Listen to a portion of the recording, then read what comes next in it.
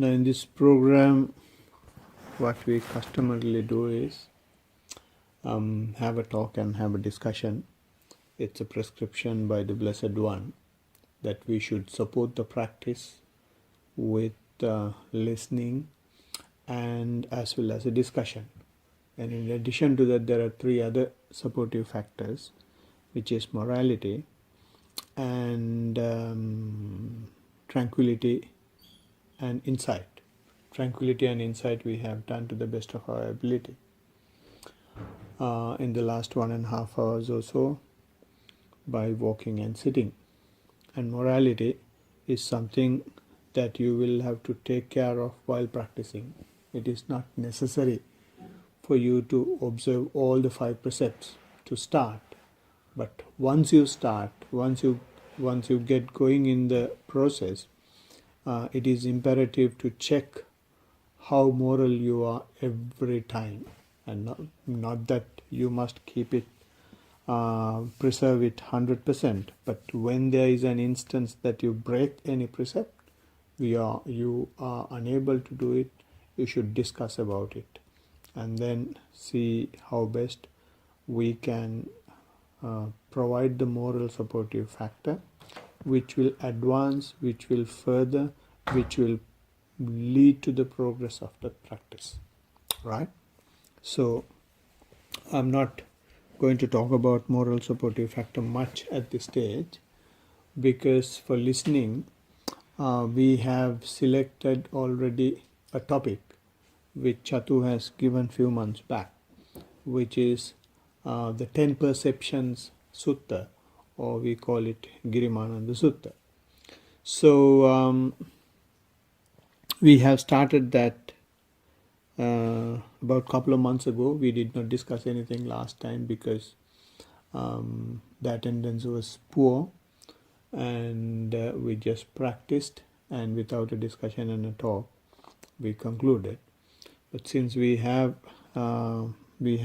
much better attendance today, I am going to take that sutta once again, and if I just refresh your memory on what we have discussed, it was a sutta that was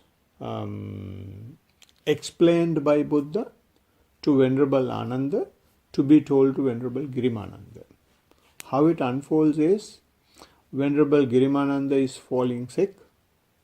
He is unable to get up from the bed. So much suffering. And then Venerable Ananda, out of compassion, goes to the Lord Buddha and worship and says, Bhante, Venerable Girimananda is so sick, can you go and visit him and do something? Then Blessed One stays calm and says, there is nothing for me to go and do. I will tell 10 perceptions to you. You go and tell him the 10 perceptions. Then if he is practicing well, he will come out of it.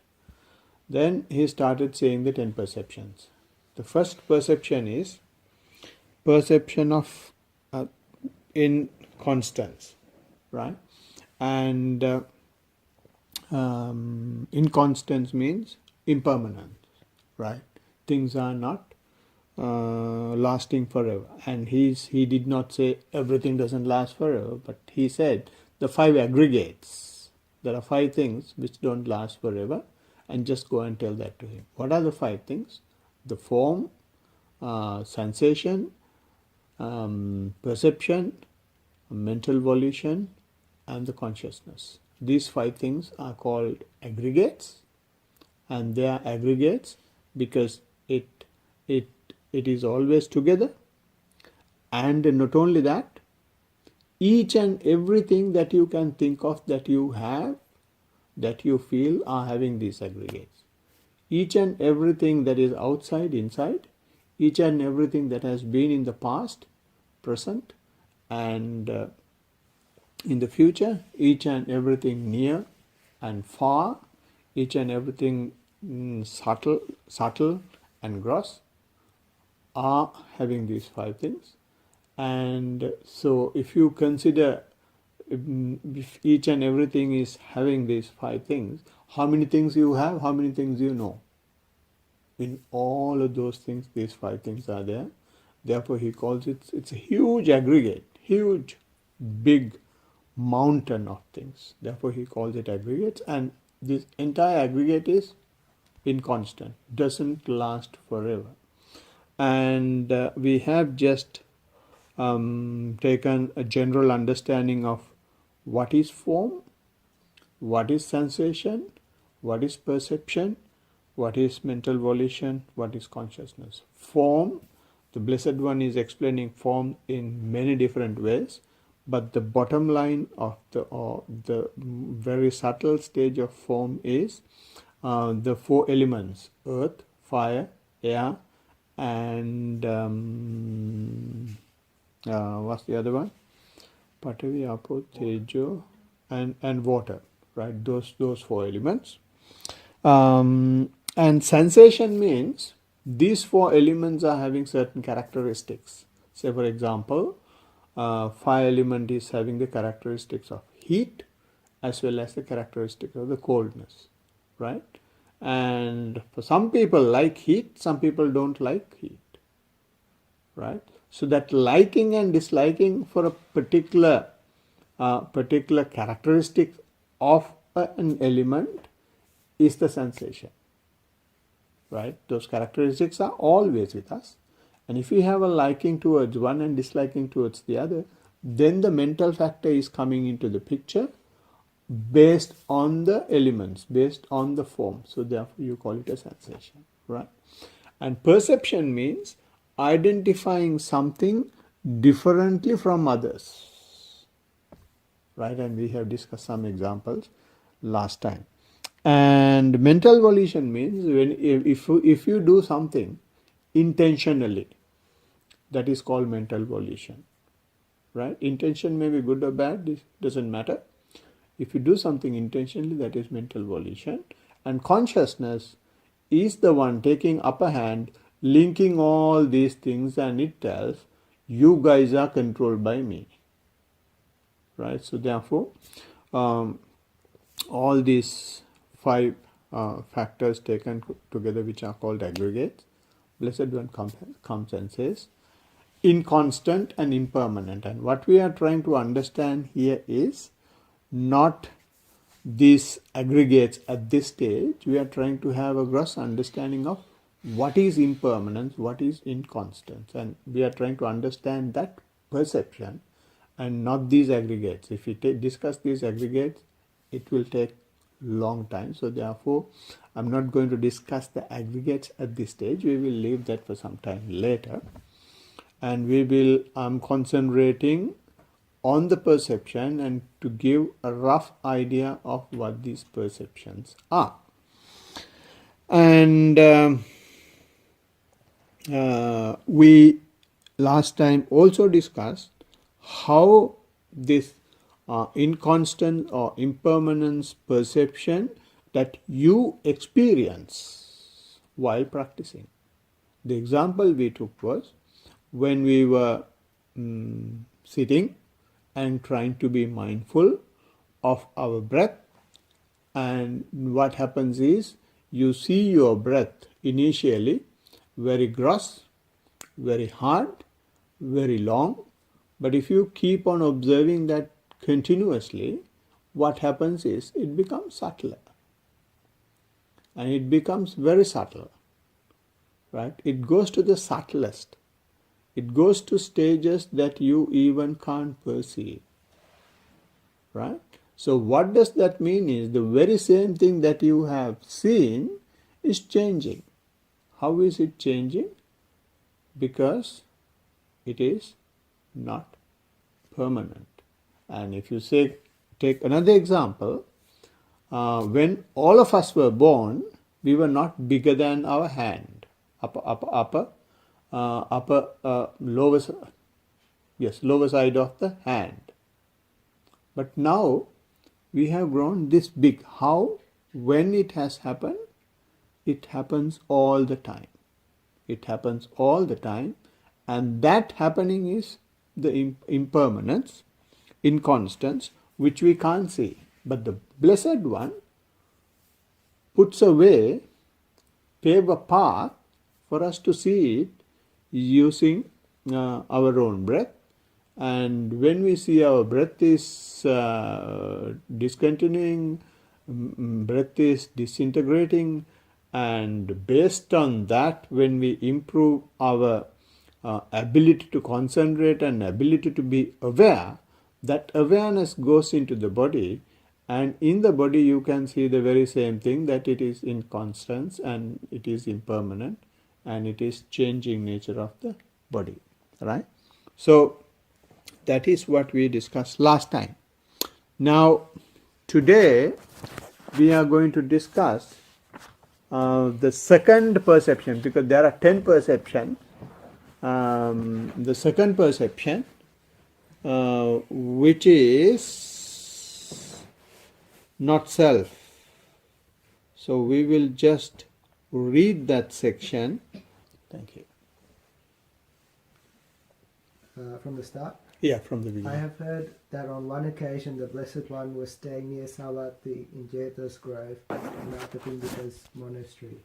And on that occasion, Venerable Girimananda was diseased, in pain, severely ill. Then Venerable Ananda went to the Blessed One, and on arrival, having bowed down to him, sat to one side. As he was sitting there, he said to the Blessed One, Lord, Venerable Girimananda is diseased, in pain, severely ill. It would be good if the Blessed One would visit Venerable Girimananda out of sympathy for him. Ananda, if you go to the monk Girimananda and tell him 10 perceptions, it is possible that when he hears the 10 perceptions, his disease may be allayed. Which 10? The perception of inconstancy, the perception of not self, the perception of unattractiveness, the perception of drawbacks, the perception of abandoning, the perception of dispassion, the perception of cessation, the perception of distaste for every world, the perception of undesirability of all fabrications, mindfulness of in and out breathing. And what is the perception of inconstancy? This is a case where a monk, having gone to the wilderness, to the shade of a tree, or to an empty building, reflects thus. Form is inconstant, feeling is inconstant, perception is inconstant, fabrications are inconstant, consciousness is inconstant. Thus he remains focused on inconstancy with regard to the 5 clinging aggregates. This Ananda is called the perception of inconstancy. And what is the perception of not self? There is the case where a monk, having gone to the wilderness, to the shade of a tree, or to an empty building, reflects thus. The eye is not self, forms are not self, the ear is not self, sounds are not self, the nose is not self, aromas are not self, the tongue is not self, flavors are not self, the body is not self, tactile sensations are not self, the intellect is not self, ideas are not self. Thus he remains focused on non-selfness with regard to the 6 inner and outer sense media. This is called the perception of not self. Thank you so much for that. So it once again probably reminded the basics what we have already discussed. Right. So what we are to discuss today is the not self. Once again, I would like to remind, for those who just joined, it will be a general understanding of the perception rather than I or internal faculties and external objects that these internal faculties get attracted to. Right. So if we derive something from the first perception that the Blessed One has given, which is the inconstant, there Blessed One was talking about the inconstance or impermanence of the aggregate, right, which is form, sensation, perception, fabrications or mental volitions, and the consciousness. Now, these aggregates taken together is like a mixed or prepared flour lump for baking. When you bake bread, you will have to prepare flour and it will be kept. So these aggregates are like that. So when the lump is like that, you can't eat, you can't sell, you can't do anything with it. So when the aggregate is there, the aggregate itself doesn't function, right? So the aggregate should have some ways and means of having this, having the sensations, having perceptions, having fabrications, and continuing of consciousness. So for that, what happens is when we are conceived, we become a lump in mother's womb, and there we start generating or building or creating or making our own eyes, our own ears, our own tongue, our own body, our own brain, our own heart, and this faculty is necessary for us to have what? Have the form that we like, have the sensation, have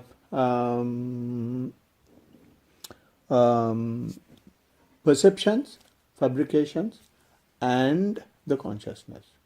So therefore, we develop these internal faculties, right? So, and as a result, we will be able to communicate or be aware of the external world as well.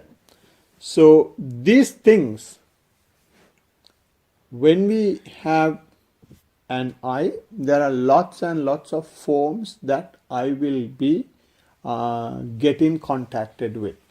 Similarly ear, similarly the tongue, similarly the nose, similarly the body, similarly the mind will have billions of ideas, right? And all these things are entangled, right? How these are entangled is we don't know where the boundary is. We don't know whether this is mine or this is not mine. We don't know, right? So therefore we call it, it is my body. This is my picture when I was 5 years old. This is what I want to be when I am 25. This is what I want to be when I'm 40. And this is my family. This is my husband. This is my wife. These are my children. And this is my house. This is my car. And this is my village. This is my town. This is my country. All mine, mine, mine. And we have no control, or we don't know any boundaries, because it is so much entangled with internal faculties and the external objects that get in contact with these internal faculties, right? To this, how it happens is, why it happens is, it looks like that there is something controllable. It looks like all these are mine. Why it happens, how it happens is, the Blessed One says, is because of 4 things. The 4 things we have are, we have the ability to do things, ability to act. Any of these faculties, all of these faculties are having certain functions. I can see and ear can hear, and all the faculties are having a function, and we can do things. So therefore, it feels like, it seems like that we are able to control and do things. And similarly, we have another ability to own these things, and not only own those things, whatever that we want, we can dwell in it as well. That is also an ability. So people feel it is something mine, and it is something that we can control, it is something that we can manage, it is something that we can have our say on. And similarly, we have another ability. That ability is the ability to feel.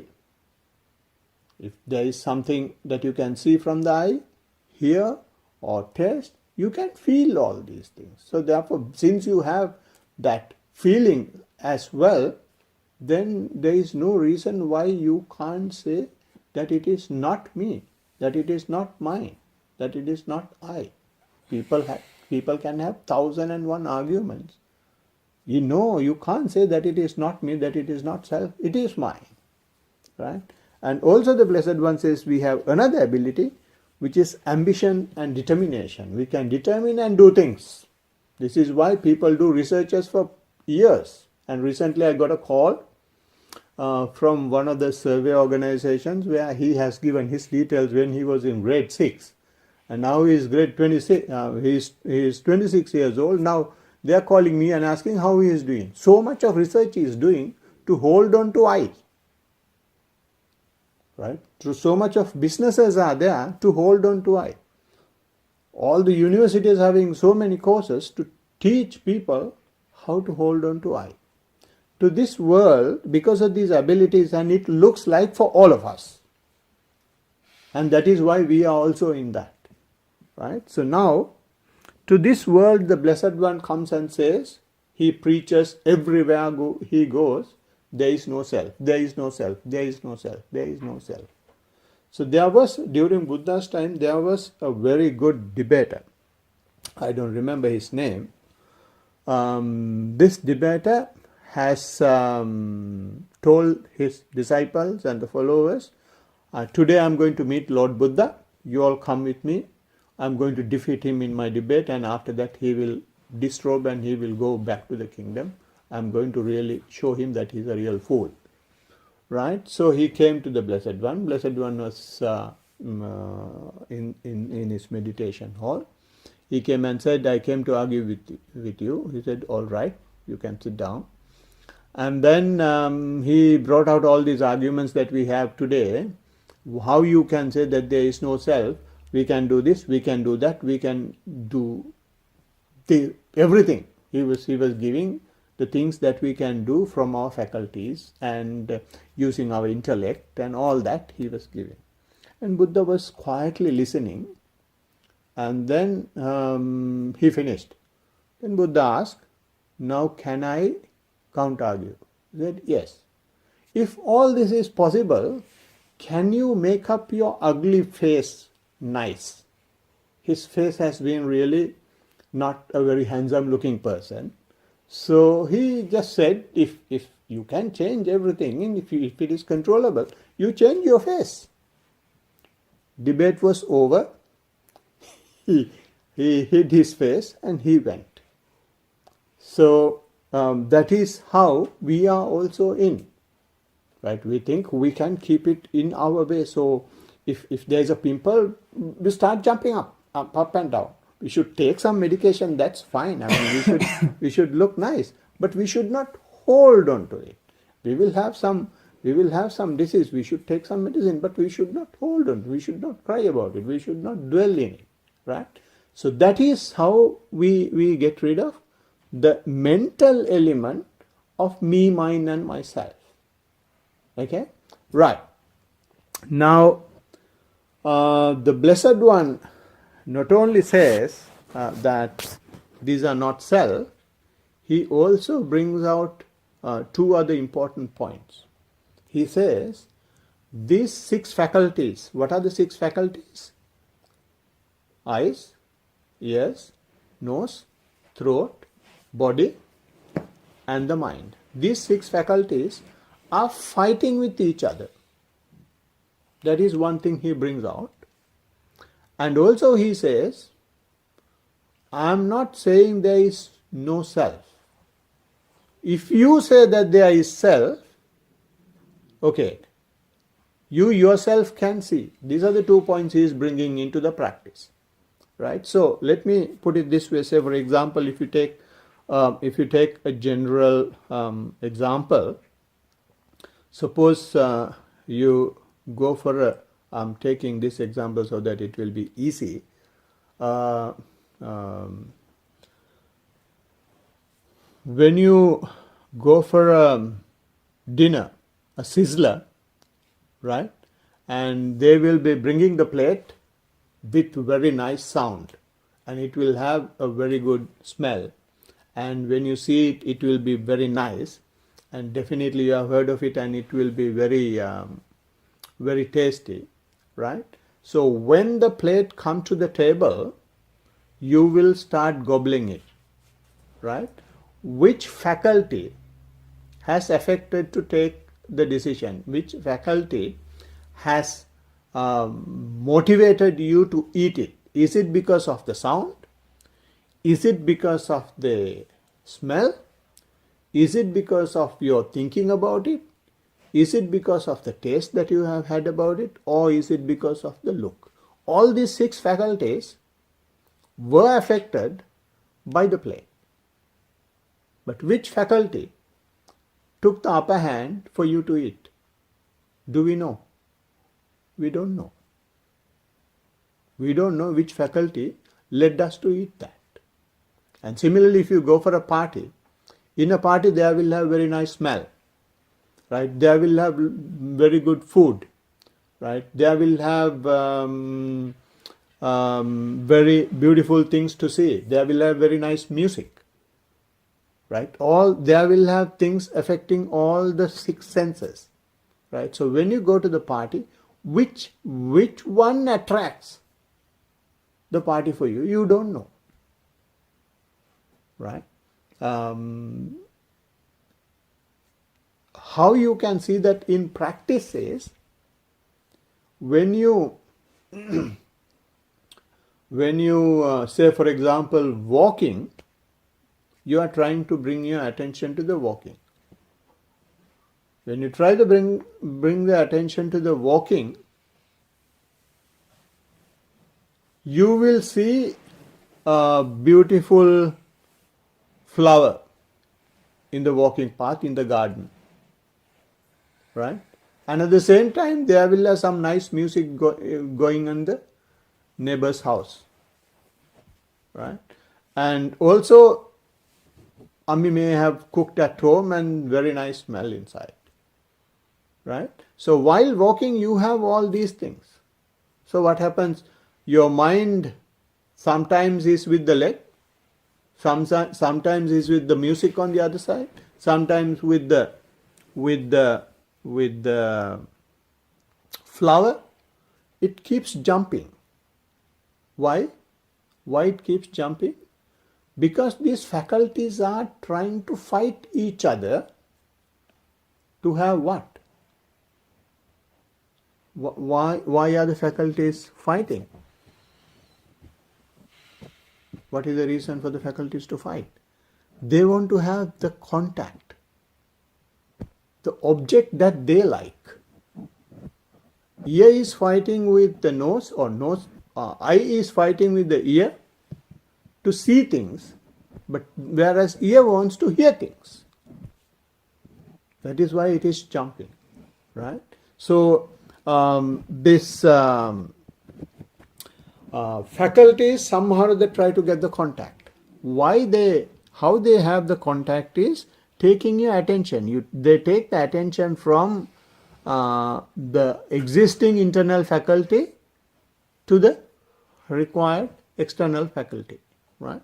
So why they are trying to do that is, when they do that, there is some sort of a pleasant sensation, there will have some sort of happy sensation, there will have some sort of agreeable, lovable sensation from that particular faculty, right? So this is why they are fighting to get the attention from one to the other, right? So here the Blessed One therefore says, yes, the other thing that he said is not only just fighting.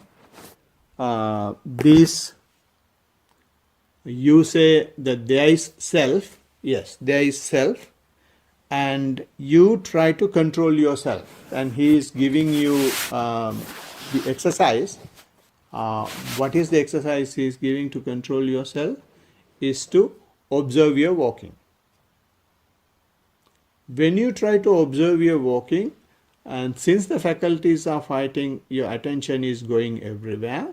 But after some time, since you are continuously trying to bring your attention to your walking, after some time, because of your determination, because of your exertion of the energy, your attention comes to the movement of the legs.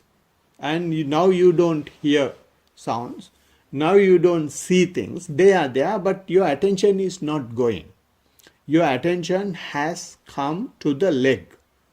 Now you can see how the leg is moving, how the leg is lifting, how the leg is going down, how you place the leg, and when you place the leg, what you feel. All that now you are completely with the body. When that happens, I am repeating, you think that you can control yourself now. Because you have been able to come out of the other faculties and bring the attention just to walking, and you are with the walking. Once again, your mind is trying to establish self, now not internal faculties with the external faculties. Now your attention, your consciousness is trying to establish self in your own practice. Right? So when you keep on, so you're also very happy now. I am now meditating very well. My practice is so good because I can see each and every step.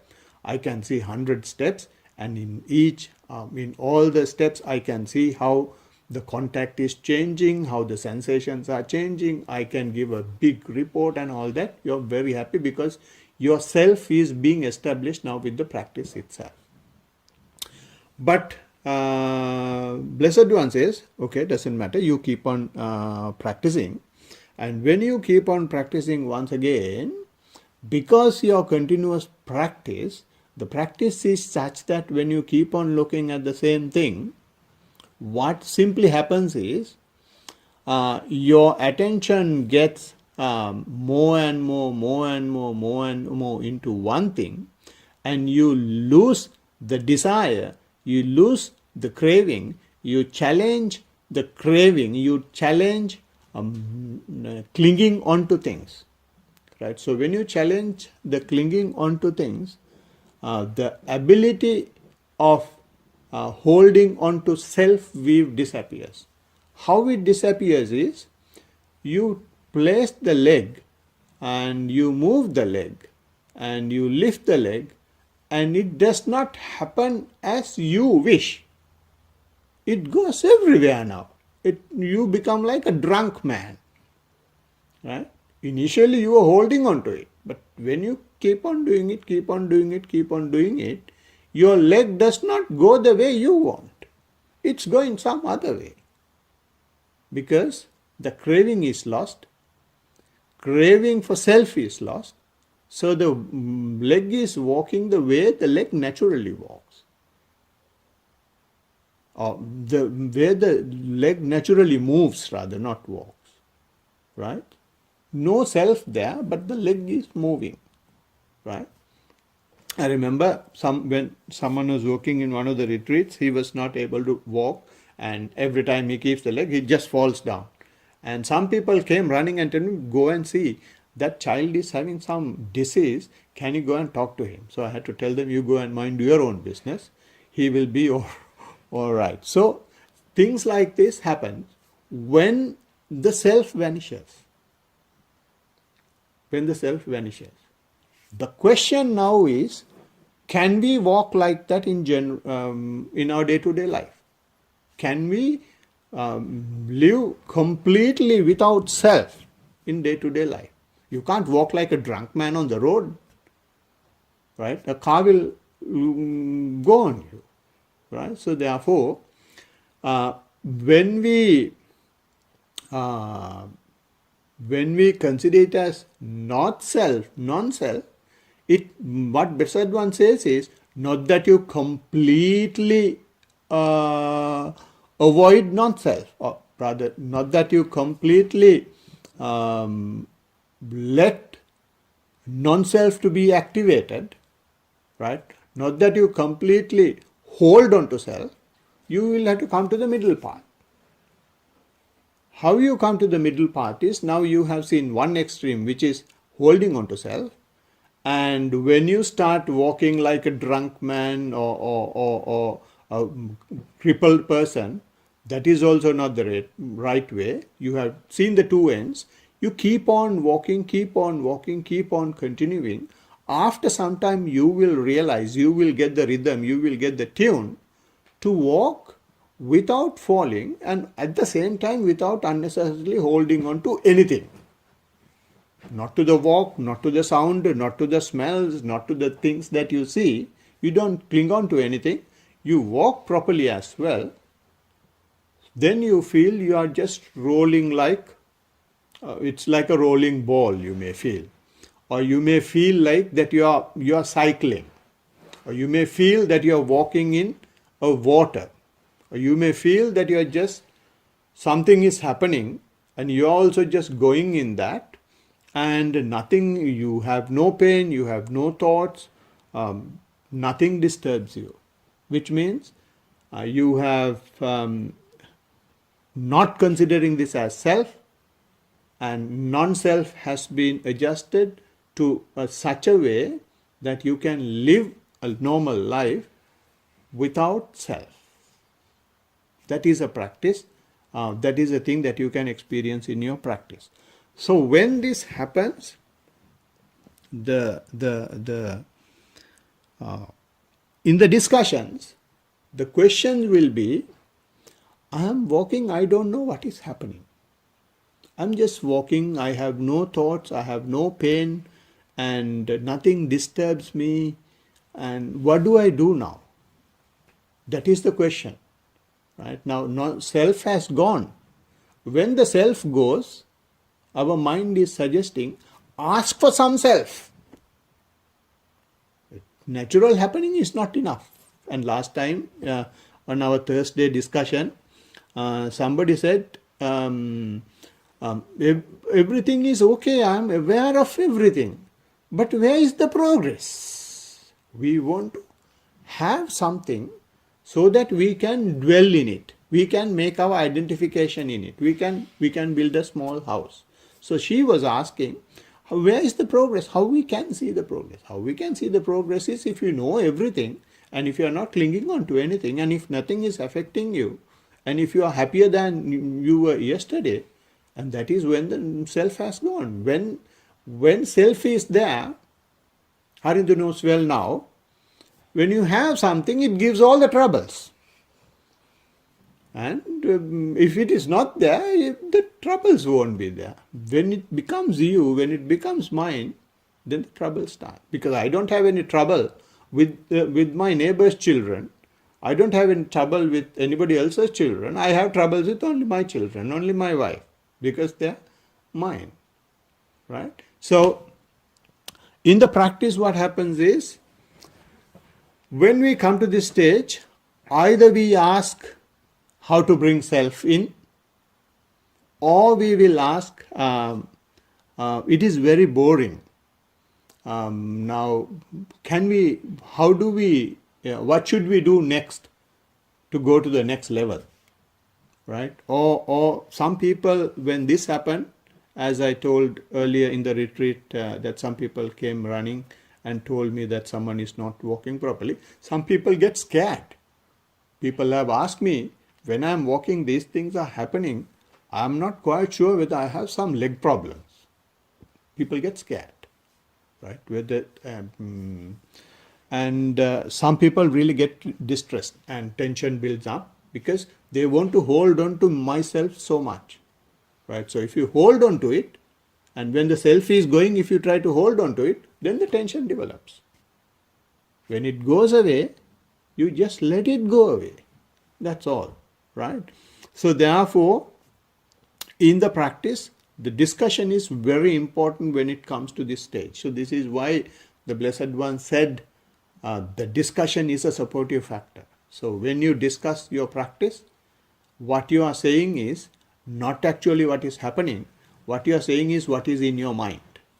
And that is telling how well you are trying to establish yourself, the self notion.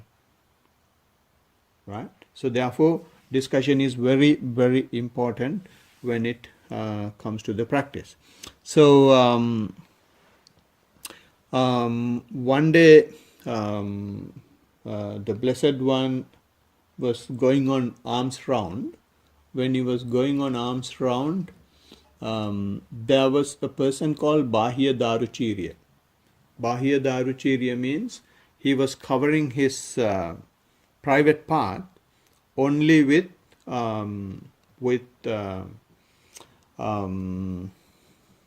firewood, fire sticks, bound together with a twine, and he was just covering his private part. So therefore, he was called Bahya Daruchirya in that particular language. The person who is wearing firewood, right? He came in the morning to the Blessed One. Blessed One was on his arms round, and he said, Bante, can you preach me Dhamma in brief? Blessed One says, this is not a time to preach Dhamma. I will have to go on arms round. After the arms round, I will tell you. Then he has said, don't know what will happen when you come back. So can you please preach me and go?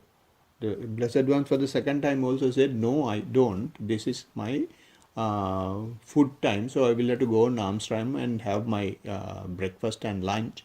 After that, I will tell you. Then this person for the third time also said, Bante, when you come back, I am not quite sure whether I will be interested in your preaching.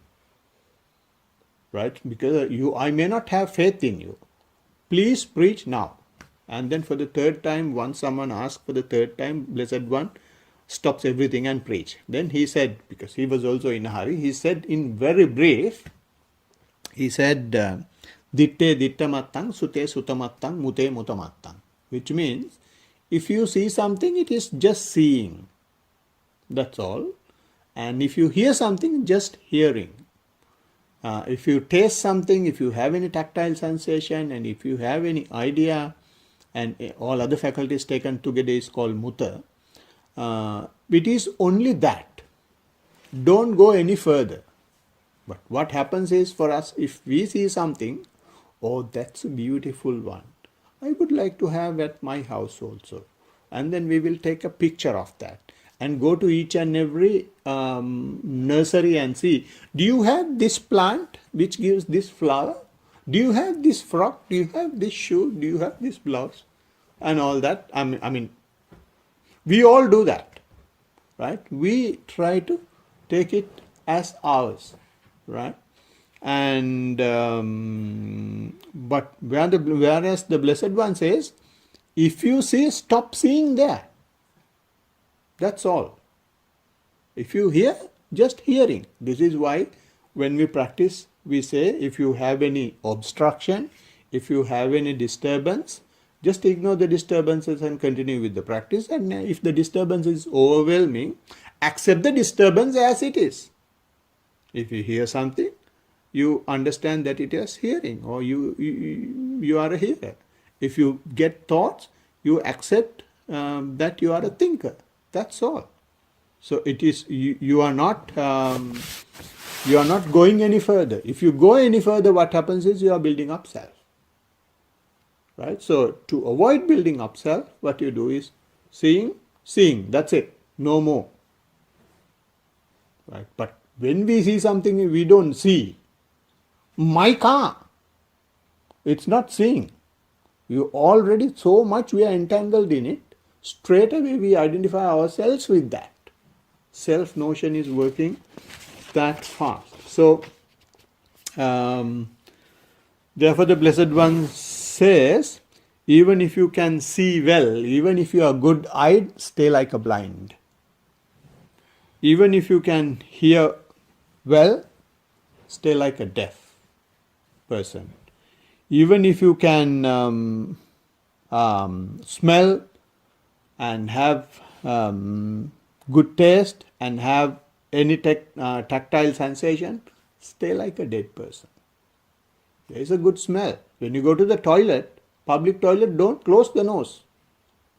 Just accept that as a smell. Closing nose means, no, I don't like it. Don't identify yourself with it. And it's a good place. Whenever you have these faculties, it's very easy to practice, very easy to be mindful. And even if you are a very sharp-minded person, just behave like a fool. Right? This is what, because otherwise what happens is we try to interpret things and we try to become, just go in a conversation and see how much of suggestions our mind is giving to say that I also know. And this is to say, this is my 2 cents. It is happening naturally because we identify ourselves in those things that comes to our mind. If you can see, it is just thinking. You keep your mouth shut, and I know that I'm thinking.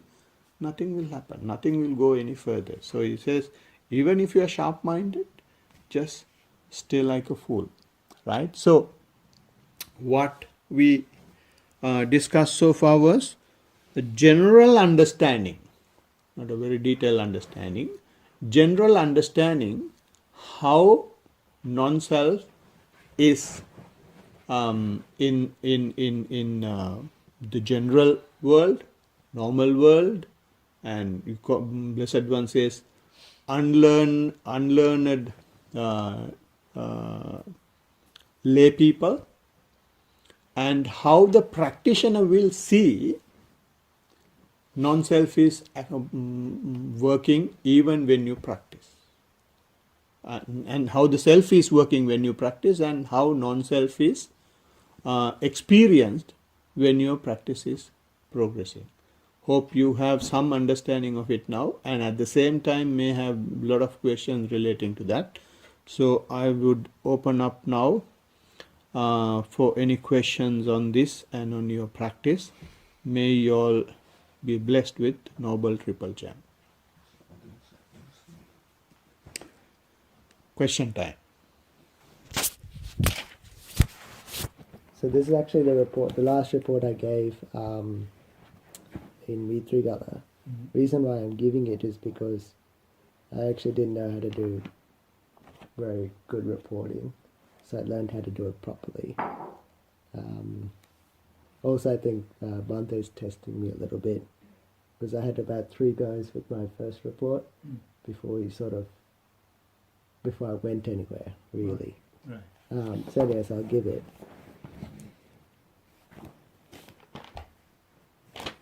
In the sitting, I start by checking for the primary object, that is to say, the brushing sensation of air at the entrance of the nostrils.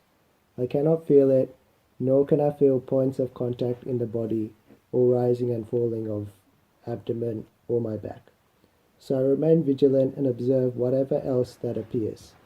I observe a continuous stream of objects that are mostly thoughts, but also sounds and pains.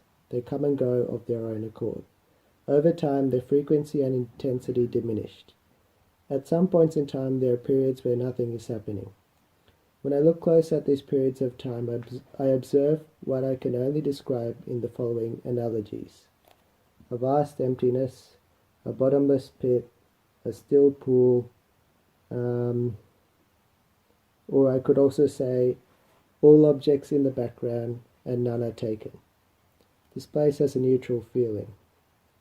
On some occasions, it feels like I have gone half to sleep, or half asleep. I am not unconscious, but I can't recall what happened. With more sessions, I found that, by accident, I was in this vast emptiness. It was only after verifying that no objects were available that I came to know. These accidents increased in frequency until it felt like the vast emptiness was the starting point or home base, and the objects were merely obscuring its view. The walking occurs in a very similar fashion, so I'll keep details short. I start by checking for the primary object, that is to say, contact of the sole of my foot on the ground. It is not there, nor is the movements and motions of my feet, or the lower half of my body or back. I remain vigilant and observe whatever else that is happening. Just like the sitting, I am able to observe this vast emptiness. Its characteristics and trends leading up to it are the same as the sitting. The notable difference is that the vast emptiness occurs less frequently in the walking. The other point is that the drunken walking is no longer occurring. And that's all that. That's all. That's it. Yeah. What did Bhante say for this? He did give an explanation, but actually his response is, I actually don't understand. He gives analogies, which when I was talking to another Bhante, he said even he doesn't understand some of the things. But I did sort of scribble down. I don't really remember much of it. He says something like, he talked about difficulty in the practice, and he said that like you're coming up to the easiness. He did a good explanation on that. I can't remember. And then he said essentially entering immateriality, and he just said keep observing choicelessly. Yes. Basically what he said. Yeah, so I will also go on the same line. Now, what the basis or the theme of the report is that your home, you have mentioned in both walking and sitting, home base is the vast emptiness, right? That's essentially what it's become. Yeah. Yeah, and also that is supported by the initial comment for walking as well as sitting. What you do is when you start the practice, you try to look for the object. You don't say that you have the object. You try to look for the object, right? That is because the practice has improved to a certain level. Unless you look for the object is not there, right? So the first correction I want to make is when you walk as well as when you sit, don't now, since we have practiced for some time, since we are not beginners, don't look for any object, right? You just keep walking and with the awareness intact and see what the walking has to tell you. Not that you look for anything in the walking. Let walking tell you what is there, right? And similarly in the sitting, you just sit and let the body tell you what is there for you in store. Right, you want to make some comment. So that's essentially the first time I ever gave a report last year. I didn't give the primary object because I couldn't see it. Yeah. And he destroyed me. He said, no, where's your primary object? So Yeah. whenever I give a report, I said, this is what the primary object Yeah. is. And it's not there. Yeah. Not specifically that I'm looking for it. Yeah. No, I mean, why Bhante says that is, Bhante doesn't know you. Exactly right. And I have been with you for so many years. I know how it is going. So I can make that comment. Right? This is why now Bhante is having a format. Yes. Yeah. To give the report. Which is fair because he doesn't know. He doesn't someone know. comes and says, then he just thinks it's, and that's why he's testing me as well, asking me to give a report. He may have asked a lot of questions as well. Yes. Yeah. And that's the first thing. And the second thing is, he said that you are going into immateriality, right? And what happens is, in your practice, initially, you observe, say for example, the breath. When you keep observing the breath, you will be able to observe the breath and you can see the breath well, right? And after some time, the breath will disappear and your mind, based on the breath, will be in your body. If breath disappears means not that your mind wanders away. Because of your concentration, your breath becomes subtle, and you don't do any sensual activities. So therefore you don't require much energy as well. So that energyless state becomes more and more attractive. So therefore that attractive nature drives your attention into the body. So when the attention goes to the body, the attractiveness keeps increasing while when you observe the sensations in the body. And when you keep on observing the sensations in the body, because of your continuous attention, what happens is the pleasant or unpleasant feeling of the sensation also will fade away, right? So now initially when you started, you have some material thing to see, and then after that there was some mental thing to see, and when both these disappear, what happens is you don't have anything to see. It is like this. Now when I am holding this box of matches, you can see it, and that is all what you will see. But if you keep on looking at the same spot, and when I take it away, you have the emptiness there, but still you can keep on looking at it. So that is the very same thing is happening. You keep on looking at the same thing, you keep on increasing your concentration. Initially you see the breath, and then the breath becomes subtle, and the mind goes into the body, and you see the atomic particles working in the body, which you feel as a sensation, and after a while even those sensations will go away. So nothing is there, but the place all this worked, you are now able to see the stage without the actors on it. And that is, since there are no actors, it is empty. Right? So you more and more keep observing it. Why? Because it is more pleasing to see things when nothing is there. When you have something, it is a problem. If you have the breath, it is a problem to maintain the breath. And when it becomes subtler, it becomes more and more pleasing. When you lose it, it becomes pleasing. That is why you keep on watching, keep on observing.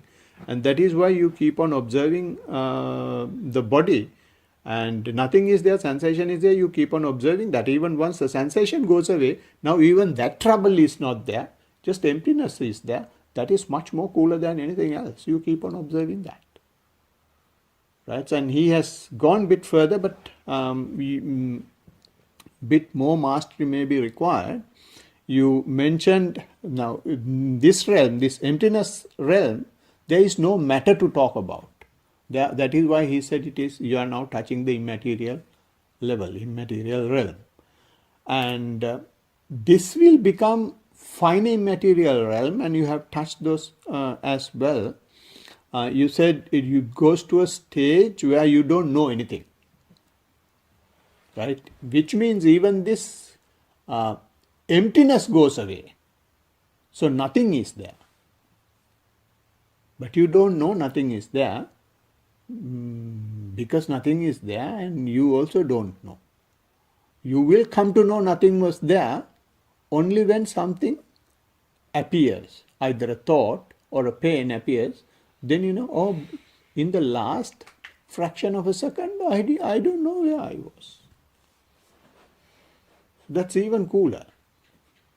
It's better than the emptiness. So you're touching those fine immaterial realms as well. So keep on doing the way you are working. There is nothing to correct, and the report is also good. Yeah, that's a comment I can make.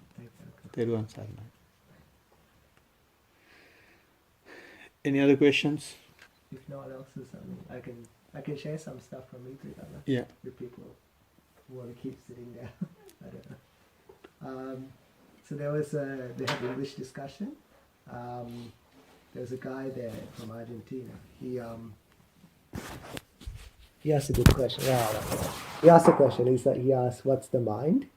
To Bante, and Bante gave a very long explanation. But he said essentially the question's invalid, and is actually quite relevant to what we're just discussing. And he gives this analogy: if you want to find the mafia boss or the king of the underworld, you don't go asking people because A, they don't know, or maybe they do, they won't tell you. So what you do is you launch a police investigation. And what you do is you catch the low-lying thugs or the minions of the organization.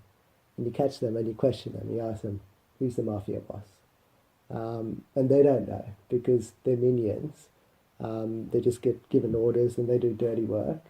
But they don't know what's happening above them in the organization.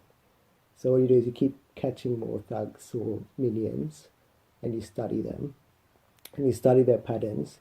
Then one day you can see that, or you catch someone who's a supervisor or above them.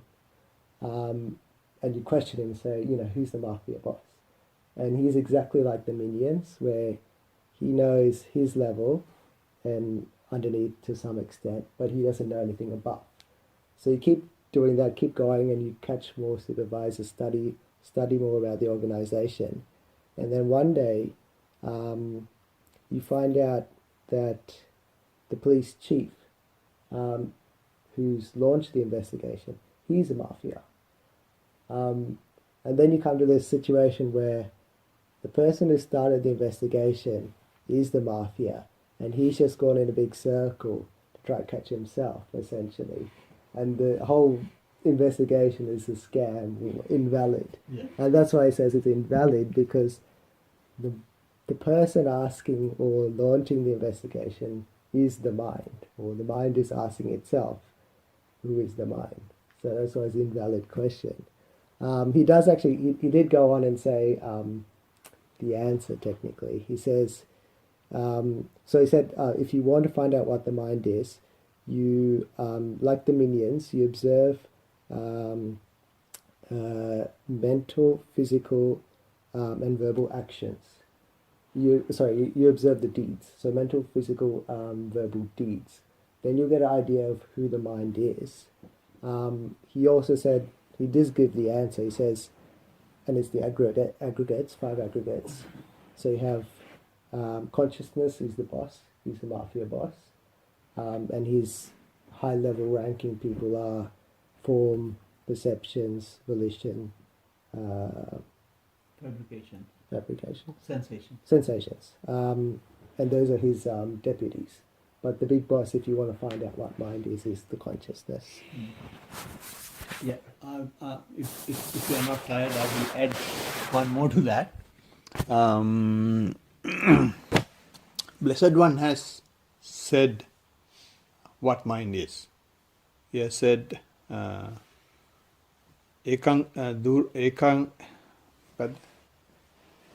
Durangamang ekang charang asarirang guhasayang. Which means mind is something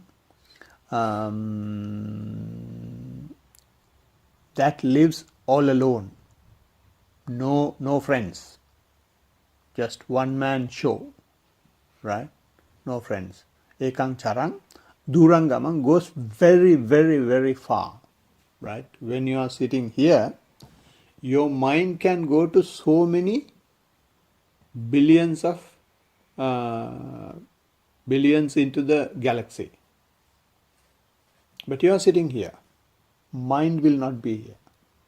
Durangamang, right? Durangamang ekacharang asarirang. It does not have a body. It does not have a form. You can't see it, you can't touch that. Guhasayang lives in a cave. Our mind cannot live outside. Our mind has to live inside. And inside our body, we think it's such a solid stuff. It is having a huge cavity. And mind is everywhere. What we do is, by practicing, we corner the mind as much as possible. We take the breath, corner the mind to the breath, and then it goes to the body, and then your knee will be paining, You observe the right knee, and then the left knee will be paining. And you observe the left knee, it goes to the back, it goes to the nose, it goes to the lips, it goes to the head, it goes everywhere. As when you try to corner it, it goes somewhere in the cave, right? And you keep following, keeping the mindfulness to the fore, and you can corner it to the right last cave it lives in. You can do that. You can see where the mind lives, where the mind is actually activating from, if you keep on continuously practice, right? So it has to come through the practice to actually see where the mind is operating from and how the mind is operating from, right? So if I say, okay, this is how it operates, you will go and sit and think about it, and it will look like it is happening. That is not how you should see how the mind works. You should practice and talk about your practice, and then correct yourself. And when the practice is improving, you can see how the mind is getting cornered, right? Sometimes it comes to a stage when you keep on mindful wherever the mind goes. Sometimes you can see mind is running like a squirrel in a cage. When a squirrel is in a cage, it runs all over the cage like that. If you keep on paying your attention to wherever the mind is, it keeps running, and faster it runs, faster you keep your attention, you can see how the whole body is getting energized. And if you keep on focusing that, even that energy will go from the body, and it will try to hide away. Secret. Can be done. So that's something that I can add on to that answer. Not that I am better than Bhante, it just came to my mind. All right. Any more questions? Right. So if you have no more questions, we will transfer merits, and then conclude the session.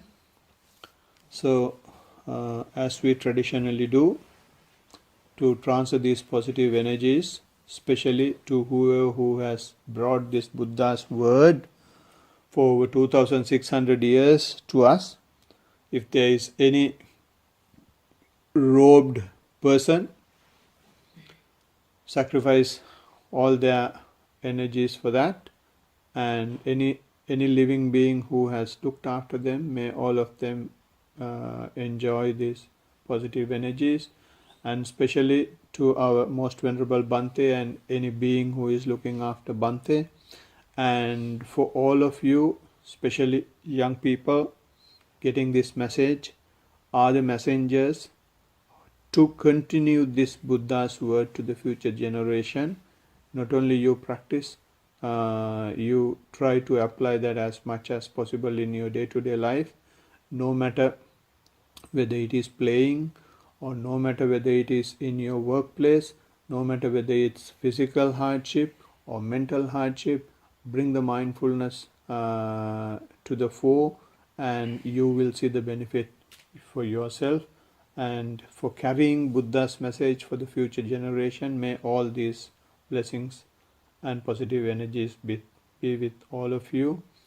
And whoever who is rejoicing by listening to these things, by hearing these things, may all those beings have these energies. To pass the energies, to transfer the energies, we will chant the usual